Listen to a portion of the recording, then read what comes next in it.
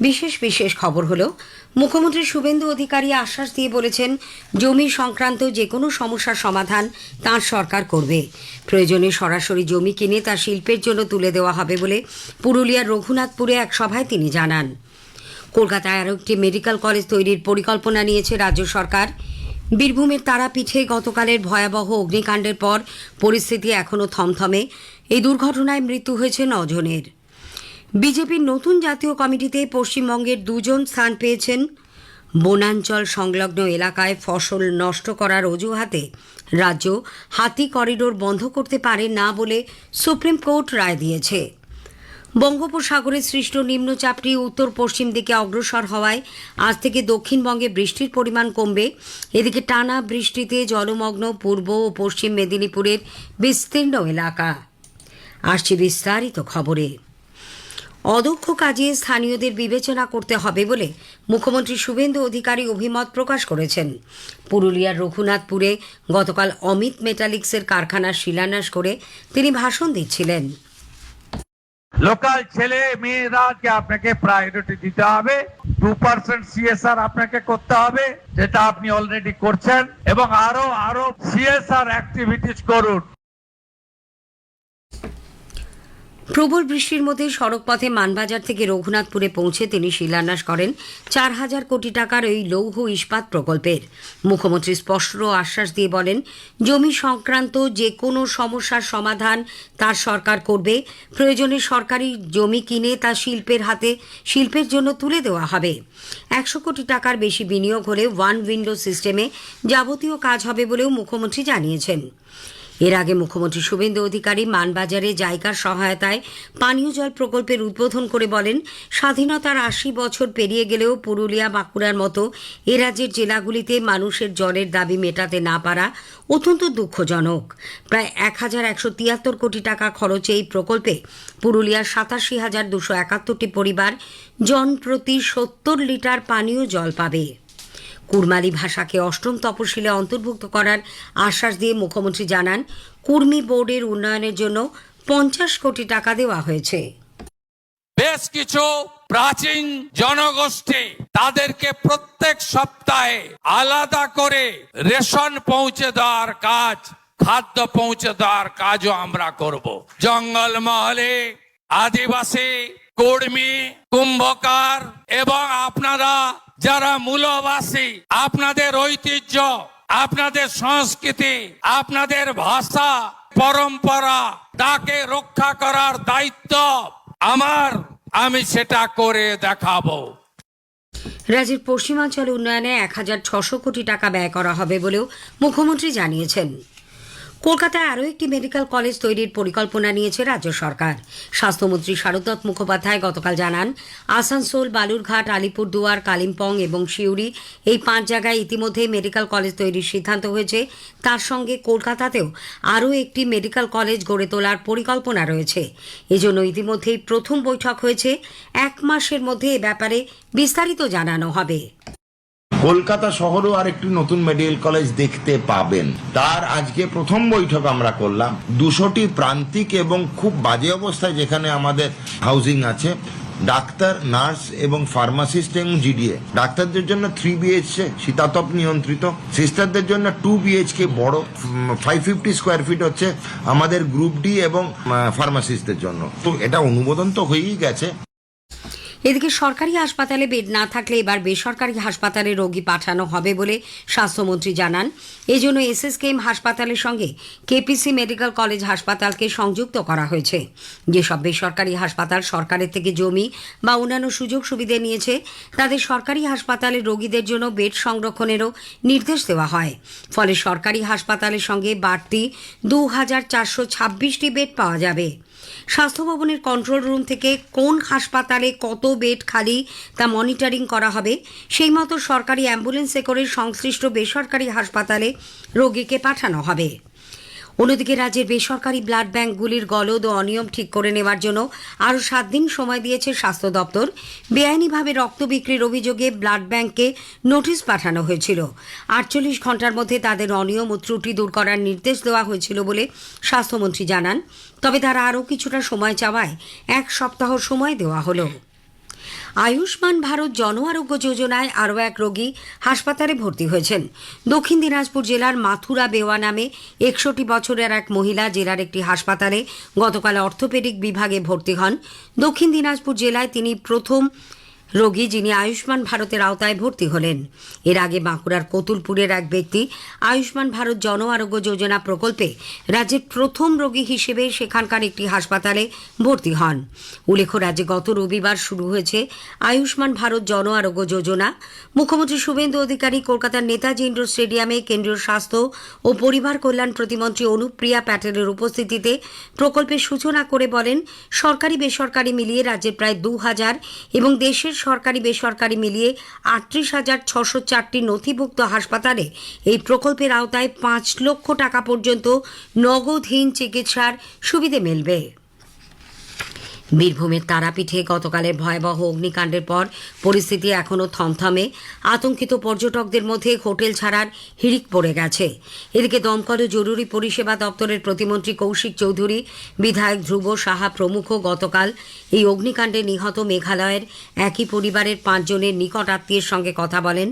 সরকারি উদ্যোগে মৃতদেহগুলি বাড়িতে নিরাপদে ফিরিয়ে দেওয়ার ব্যবস্থা করার পাশাপাশি পরিবারের লোকেদের সব রকম সহায়তার আশ্বাস দেন তারা।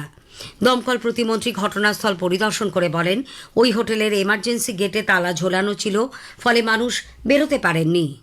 তো এই হোটেলটার বিষয় যেখানে এই ঘটনাটা ঘটেছে, পেছনের দিকে একটা এক্সিট পয়েন্ট ছিল। তো প্রত্যেক এক্সিট পয়েন্টে যেখান দিয়ে লোক রেস্কিউ হতে পারতো বা বেরিয়ে যেতে পারতো, সেই জায়গাগুলো বন্ধ ছিল, তালা মারা ছিল, সেখান থেকে কেউ বেরোতে পারেনি। আগেই জানানো হয়েছে, তারাপীঠের হোটেলে ভয়াবহ অগ্নিকাণ্ডে মৃত্যু হয়েছে 9 জনের। এদের মধ্যে 5 জন মেঘালয় ও 3 জন আলিপুরদুয়ারের বাসিন্দা। বিজেপির সর্বভারতীয় সভাপতি নীতিন নবীন নতুন জাতীয় কমিটির পদাধিকারীদের নাম ঘোষণা করেছেন। তালিকায় স্থান পেয়েছেন পশ্চিমবঙ্গের 2 জন। বিজেপির নতুন সর্বভারতীয় সাধারণ সম্পাদক হয়েছেন মনোজ টিগ্গা। এছাড়া নতুন সর্বভারতীয় সহসভাপতি হয়েছেন মধু ছন্দাকর। সর্বভারতীয় সহসভাপতির তালিকায় রয়েছেন বসুন্ধরা রাজে সিন্ধিয়া, তীরথ সিং রাওয়াত, রাম মাধব, বৈজয়ন্ত সিং পান্ডা সহ মোট 13 জন। প্রধানমন্ত্রী নরেন্দ্র মোদী নতুন দায়িত্বপ্রাপ্ত পদাধিকারীদের অভিনন্দন জানিয়েছেন। রাজ্যপাল রবীন্দ্রনারায়ণ রবি আজ কলকাতা বিশ্ববিদ্যালয়ের শিক্ষার্থীদের উদ্দেশ্যে 1946 সালের আগস্টের কলকাতা হত্যাকাণ্ডের কারণ ও পরিণতি নিয়ে ভাষণ দেবেন। ইতিহাসের এই অন্ধকার অধ্যায় সম্পর্কে শিক্ষার্থীদের সংবেদনশীল করে তোলার উদ্দেশ্যে এই স্মারক অনুষ্ঠানের আয়োজন করা হয়েছে। বনাঞ্চল সংলগ্ন এলাকায় ফসল নষ্ট করার অজুহাতে রাজ্য হাতি করিডোর বন্ধ করতে পারে না বলে সুপ্রিম কোর্ট রায় দিয়েছে। প্রধান বিচারপতি সূর্যকান্ত ও 2 বিচারপতি জয়মাল্য বাগচি ও ভি মোহনার বেঞ্চ এ ব্যাপারে কেন্দ্রকে গোটা দেশ জুড়ে সমীক্ষা করার নির্দেশ দিয়েছেন। প্রধান বিচারপতি সূর্যকান্ত গতকাল এই সংক্রান্ত মামলায় অভিমত প্রকাশ করেন, হাতিরা স্বভাবতই দল বেঁধে অনেক পথ অতিক্রম করে, সেই কারণে হাতি চলাচল যাতে কোনোভাবেই বাধাপ্রাপ্ত না হয় তা সুনিশ্চিত করতে কেন্দ্রকে সমীক্ষা করে রিপোর্ট দেওয়ার এই নির্দেশ। বঙ্গোপসাগরে সৃষ্ট গভীর নিম্নচাপটি ধীরে ধীরে উত্তর পশ্চিম এবং পশ্চিম উত্তর পশ্চিমে ঝাড়খণ্ড ও বিহারের দিকে অগ্রসর হচ্ছে। এর ফলে আজ থেকে দক্ষিণবঙ্গে বৃষ্টির পরিমাণ কিছুটা কমবে বলে আলিপুর আবহাওয়া দপ্তরের প্রধান ডক্টর হাবিবুর রহমান বিশ্বাস জানিয়েছেন। গভীর নিম্নচাপটি ঝাড়খণ্ডের দিকে ক্রমশ সরে যাবে। পুরুলিয়া, বাঁকুড়া, পশ্চিম বর্ধমান, বীরভূম, ঝাড়গ্রাম, পশ্চিম মেদিনীপুর এই জেলাগুলোতে 1-2 জায়গায় ভারী বৃষ্টিপাত হতে পারে। বাকি জেলাগুলোতে ভারী বৃষ্টিপাতের সতর্কতা নেই। কলকাতা তার পার্শ্ববর্তী অঞ্চলে মাঝে মধ্যেই হালকা থেকে মাঝারি বৃষ্টিপাত হবে। 1-2 পশলা তীব্র বৃষ্টিপাত হওয়ার সম্ভাবনা রয়েছে। মৎস্যজীবীদের সমুদ্রে যেতে মানা করা হয়েছে। এদিকে সুবর্ণরেখা নদীর জলে প্লাবিত পূর্ব মেদিনীপুর জেলার রামনগর বিধানসভার বাধিয়া গ্রাম পঞ্চায়েত এলাকার বিস্তীর্ণ অঞ্চল, হলদিয়া পুরসভা এলাকা ও পটাশপুর বিধানসভায় জলমগ্ন ও বন্যা কবলিত এলাকা সহ বিভিন্ন এলাকায় 200টিরও বেশি লঙ্গরখানা চালু করা হয়েছে।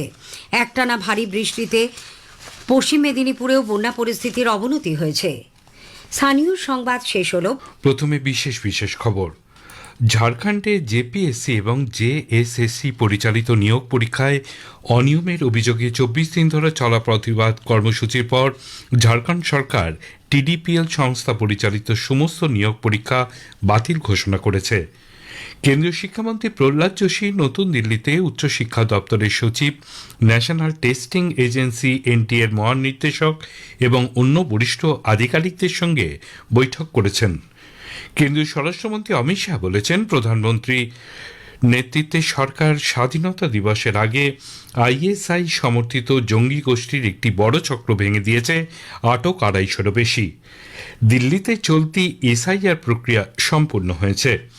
ইরান পরিষ্কারভাবে জানিয়েছে, মার্কিন যুক্তরাষ্ট্রের সঙ্গে কূটনৈতিক আলোচনা ব্যর্থ হলে হরমুজ প্রণালীতে তাদের সেনাবাহিনী অভিযান চালাবে। নতুন দিল্লিতে বিডব্লিউএফ ব্যাডমিন্টন বিশ্ব চ্যাম্পিয়নশিপে পুরুষদের সিঙ্গলস বিভাগের প্রথম রাউন্ডে ভারতের আয়ুষ শেট্টি চীনের সি ইউকিকে হারিয়ে দিয়েছেন। আসছি বিস্তারিত খবরে। ঝাড়খণ্ডে জেপিএসসি এবং জেএসএসসি পরিচালিত নিয়োগ পরীক্ষায় অভিযোগের বিরুদ্ধে 24 দিন ধরে চলা প্রতিবাদ কর্মসূচির পর গতকাল ঝাড়খণ্ড সরকার টিডিপিএল সংস্থা পরিচালিত সমস্ত নিয়োগ পরীক্ষা বাতিল ঘোষণা করেছে। পাশাপাশি 2024 সালের জেএসএসসি সিজিএল পরীক্ষাও বাতিল বলে জানানো হয়েছে। মুখ্যমন্ত্রী হেমন্ত সোরেন গতকাল সন্ধ্যায় মন্ত্রিসভার বৈঠকের পর এই ঘোষণা করেন। ঝাড়খণ্ড পাবলিক সার্ভিস কমিশন এবং ঝাড়খণ্ড স্টাফ সিলেকশন কমিশনের পরিচালিত সব নিয়োগ পরীক্ষার উপর তদন্ত করার আদেশ দেওয়া হয়েছে। এদিকে ছাত্রনেতা পীযূষ কুমার জানিয়েছেন, এই সিদ্ধান্ত শুধুমাত্র প্রথম পদক্ষেপ। তারা 11 থেকে 13 জেপিএসসি পরীক্ষার অনিয়মের সিবিআই তদন্তের দাবি জানাচ্ছে। পরবর্তী পদক্ষেপ বৈঠক করে সিদ্ধান্ত নেওয়া হবে বলে তিনি জানান। কেন্দ্রীয় শিক্ষামন্ত্রী প্রহ্লাদ যোশী নতুন দিল্লিতে উচ্চশিক্ষা দপ্তরের সচিব, ন্যাশনাল টেস্টিং এজেন্সির এনটিএ এর মহানির্দেশক এবং অন্য বরিষ্ঠ আধিকারিকদের সঙ্গে গতকাল বৈঠক করেছেন। পরীক্ষা ব্যবস্থার জন্য নির্ধারিত নিয়মবিধি কঠোরভাবে অনুসরণ করা বাধ্যতামূলক বলে বৈঠকে নির্দেশ দেন মন্ত্রী। এছাড়াও সমস্ত পরীক্ষার সম্পূর্ণ অডিট করে সেই সংক্রান্ত রিপোর্ট জমা দিতে বলা হয়েছে সংস্থাকে। বৈঠকে সাম্প্রতিক বিভিন্ন সমস্যার প্রেক্ষিতে এনটিএর দেয়া পদক্ষেপের বিষয়ে খোঁজ খবর নেন মন্ত্রী। কেন্দ্রীয় স্বরাষ্ট্রমন্ত্রী অমিত শাহ বলেছেন, প্রধানমন্ত্রী নরেন্দ্র মোদীর নেতৃত্বে সরকার স্বাধীনতা দিবসের আগে আইএসআই সমর্থিত জঙ্গি গোষ্ঠী শাহজাদ ভাট্টির সঙ্গে যুক্ত একটি চক্র ভেঙে দিয়েছে। সন্ত্রাসবাদী সংগঠনের সঙ্গে যুক্ত 200-রও বেশি ব্যক্তিকে গ্রেপ্তারের মাধ্যমে তাদের বিভিন্ন হামলার পরিকল্পনা ভেস্তে দেওয়া হয়েছে। সোশ্যাল মিডিয়া এক পোস্টে তিনি বলেন, নিরাপত্তা বাহিনী 14টি রাজ্যের বিভিন্ন জায়গায় অভিযান চালিয়ে এই সাফল্য পেয়েছে। আইএসআই সমর্থিত শাহজাদ ভাট্টি গোষ্ঠীর সঙ্গে যুক্তদের সন্ধানে পাঞ্জাব সহ 14টি রাজ্যে গত 12ই আগস্ট তল্লাশি চালিয়ে 253 জনকে আটক করেছে সাইবার নিরাপত্তা বাহিনী। গোয়েন্দা সূত্রে প্রাপ্ত খবরের ভিত্তিতে রাজ্যগুলির এসটিএফ এর সঙ্গে যৌথ অভিযানে এদের আটক করা হয়। বিভিন্ন জায়গায় গ্রেনেড, আইইডি এবং পেট্রোল বোমা হামলার সঙ্গে এরা যুক্ত বলে অভিযোগ উঠেছে। কেন্দ্রীয় বাণিজ্য ও শিল্পমন্ত্রী পীযূষ গোয়েল গতকাল নতুন দিল্লিতে চেক পয়েন্ট সফটওয়্যারের মুখ্য কার্য আধিকারিক নাদাব জাফরির সঙ্গে এক বৈঠকে মিলিত হন। শ্রী গোয়েল সমাজ মাধ্যমের এক পোস্টে জানিয়েছেন, বৈঠকে ভারতের সংস্থাটির কার্যকারিতা বৃদ্ধি এবং তাদের গবেষণা ও সম্প্রসারণের বিষয়ে আলোচনা হয়েছে। পাশাপাশি ভারতের ডিজিটাল পরিকাঠামো রক্ষা করতে কৃত্রিম বুদ্ধিমত্তা পরিচালিত নিরাপত্তা ব্যবস্থার সম্প্রসারণের বিষয়ে আলোচনা হয়। উভয় পক্ষের মধ্যে সাইবার নিরাপত্তা, ডিজিটাল ট্রাস্ট, এআই পরিচালিত উদ্ভাবন ইত্যাদি বিষয়েও আলোচনা হয়েছে। সরকার ইলেকট্রনিক্স কম্পোনেন্ট ম্যানুফ্যাকচারিং স্কিম ইসিএমএস এর আওতায় আরও 31টি আবেদন মঞ্জুর করেছে। এর মধ্যে তামিলনাড়ু থেকে 7টি এবং মহারাষ্ট্র ও হরিয়ানা থেকে 6টি করে আবেদন এসেছে। এর জন্য বিনিয়োগ করা হবে 7,900 কোটি টাকা। এর ফলে 9,500-রও বেশি কর্মসংস্থান সৃষ্টি হবে। ইলেকট্রনিক ও তথ্য প্রযুক্তি মন্ত্রী অশ্বিনী বৈষ্ণব নতুন দিল্লিতে এক অনুষ্ঠানে আবেদনকারীদের হাতে অনুমোদনপত্র তুলে দেন। স্পিকার ও মাইক্রোফোন, অপটিক্যাল ট্রান্সফার, ক্যাপাসিটর এবং কয়েল সহ বিভিন্ন পণ্য উৎপাদনের জন্য আবেদন জানানো হয়েছিল। 16টি প্রজেক্টের এখনও কাজ চলছে। इलेक्ट्रॉनिक्स कंपोनेंट मैन्युफैक्चरिंग स्कीम में 106 प्रोजेक्ट्स अप्रूव हो चुके हैं। इन एक प्रोजेक्ट्स में 69,548 करोड़ इन्वेस्टमेंट आ रहा है और 2.5 लाख लोगों को टोटल डायरेक्ट और इनडायरेक्ट मिला के इन फैक्ट्रीज में एम्प्लॉयमेंट मिलेगा। जिस स्कीम में 31 प्रोजेक्ट्स अप्रूव हुए हैं, बहुत तेजी से इंडस्ट्री ने अपना इन्वेस्टमेंट लगाकर 38 प्रोजेक्ट्स में मैन्युफैक्चरिंग ऑलरेडी चालू कर दी है और 16 प्रोजेक्ट्स अभी अंडर कंस्ट्रक्शन चल रहे हैं। বিজেপির সর্বভারতীয় সভাপতি নীতিন নবীন গতকাল নতুন জাতীয় কমিটির পদাধিকারীদের নাম ঘোষণা করেছেন। তালিকায় জায়গা পেয়েছেন পশ্চিমবঙ্গের দুজন। বিজেপির নতুন সর্বভারতীয় সাধারণ সম্পাদক হয়েছেন মনোজ টিগ্গা। বিজেপির নতুন সর্বভারতীয় সহ সভাপতি হয়েছেন ডক্টর মধু চন্দাকর। সর্বভারতীয় সহ সভাপতির তালিকায় রয়েছেন বসুন্ধরা রাজে সিন্ধিয়া, তীরথ সিং রাওয়াত, রাম মাধব, বৈজন সিং পান্ডা সহ মোট 13 জন। কেন্দ্রীয় মন্ত্রী বিজেপি নেতা পীয়ূষ গোয়েলকে জাতীয় কোষাধ্যক্ষের দায়িত্ব দেওয়া হয়েছে। 8 জন সর্বভারতীয় সাধারণ সম্পাদকের তালিকায় রয়েছেন প্রাক্তন মন্ত্রী স্মৃতি ইরানি। দিল্লিতে চলতি এসআইআর প্রক্রিয়া সম্পূর্ণ হয়েছে। দিল্লির মুখ্য নির্বাচনী আধিকারিক জানিয়েছেন, এই এসআইআর প্রক্রিয়ার অঙ্গ হিসেবে 1,45,00,000-এরও বেশি আবেদনপত্র বিলি করা হয়। 13,000-এরও বেশি বুথ লেভেল আধিকারিক বাড়ি বাড়ি গিয়ে এনুমারেশন ফর্ম বিলি, ভোটারদের নাম ও নথিপত্র যাচাই এবং ভোটার তালিকা সংশোধনের সমস্ত রকমের প্রক্রিয়া সম্পূর্ণ করেছেন। এ পর্যন্ত 97 লক্ষ এনুমারেশন ফর্মের ডিজিটালাইজেশন সম্ভব হয়েছে। এ মাসের 24 তারিখ থেকে 23 সেপ্টেম্বর পর্যন্ত এই সংক্রান্ত যে কোনো অভাব, অভিযোগ বা আপত্তি জানানো যাবে। চূড়ান্ত ভোটার তালিকা প্রকাশিত হবে 27 অক্টোবর। আজকের প্রসঙ্গে শুনবেন আলোচনা ভারত ব্রিটেন মুক্ত বাণিজ্য চুক্তি। ফেডারেশন অফ ইন্ডিয়ান এক্সপোর্ট অর্গানাইজেশনের আঞ্চলিক প্রধান জুই চৌধুরীর সঙ্গে কথা বলেছেন কল্যাণ লাহা। ইরান পরিষ্কারভাবে জানিয়েছে, মার্কিন যুক্তরাষ্ট্রের সঙ্গে কূটনৈতিক আলোচনা ব্যর্থ হলে হরমুজ প্রণালীতে তাদের সেনাবাহিনী অভিযান চালাবে। ইরানের প্রশাসনিক এক শীর্ষ আধিকারিক রয়টার্স সংবাদ সংস্থাকে জানিয়েছেন, ওয়াশিংটন আগামী কয়েক সপ্তাহের মধ্যে অন্তর্ভুক্তির চুক্তি না করলে তেহরান মার্কিন নৌবাহিনীর অবরোধের বিরুদ্ধে সামরিক পদক্ষেপ গ্রহণ করতে পারে। ইরান এবং মার্কিন যুক্তরাষ্ট্রের মধ্যে একটি স্থায়ী শান্তি চুক্তির উদ্যোগের আবহে এই সতর্কবার্তা জারি করা হলো। এর আগে জুন মাসে হরমুজ প্রণালীর নিয়ন্ত্রণ নিয়ে বিবাদের মধ্যে 60 দিনের একটি অন্তর্বর্তী শান্তি চুক্তি স্বাক্ষর করা হয়। ইরানে Islamic Revolutionary Guard Corps IRGC মার্কিন প্রেসিডেন্ট ডোনাল্ড ট্রাম্পের দাবি খারিজ করে দিয়েছে যে ওয়াশিংটন ইরানের বাহিনীর সঙ্গে গোপনে আলাপ আলোচনা চালিয়ে যাচ্ছে। আইআরজিসির মুখপাত্র হোসেন মহবি এই দাবিকে বিভ্রান্তিকর হিসেবে অবহিত করে বলেছেন, মার্কিন যুক্তরাষ্ট্র ও আইআরজিসির আধিকারিকদের মধ্যে কোনো আলোচনা হয়নি। ওমানের সঙ্গে হরমুজ প্রণালী দিয়ে জাহাজ চলাচল নিয়ে তারা একটি চুক্তি পৌঁছেছে বলে ইরান জানিয়েছে। তেহরানের সাংবাদিকদের ইরানের বিদেশ মন্ত্রকের মুখপাত্র ইসমাইল বাঘেই বলেছেন, জাহাজ চলাচলের রুট নিয়ে দুপক্ষের মধ্যে সমঝোতা হয়েছে। নতুন দিল্লিতে বিডব্লিউএ ব্যাডমিন্টন বিশ্ব চ্যাম্পিয়নশিপে পুরুষদের সিঙ্গলস বিভাগের প্রথম রাউন্ডে ভারতের আয়ুষ শেট্টি বিশ্বসেরা ও বর্তমান চ্যাম্পিয়ন চীনের সি ইউকিকে 21-14, 13-21, 21-19 ব্যবধানে হারিয়ে দিয়েছেন। অন্যদিকে পিভি সিন্ধু এবং মহিলাদের ডাবলসে তৃষা জলি ও গায়ত্রী গোপীচাঁদের জুটি বিশ্ব চ্যাম্পিয়নশিপের দ্বিতীয় রাউন্ডে উঠেছেন।